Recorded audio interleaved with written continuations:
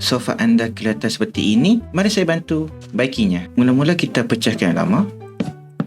Lepas tu kita pecahkan yang bawah. Lepas tu kita pecahkan yang belakang.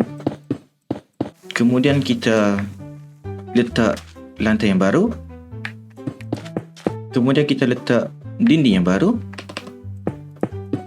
Okey, sekarang kita letak sofa.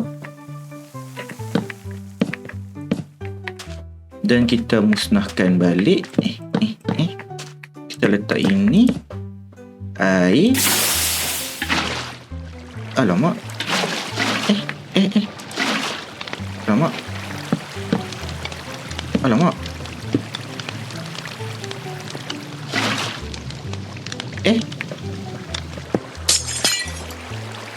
Kita letak air. Alamak. Oh no.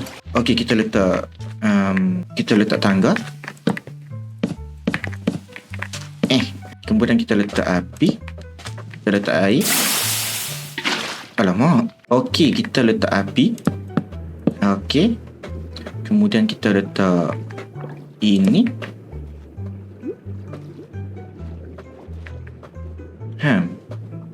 Kita letak ini.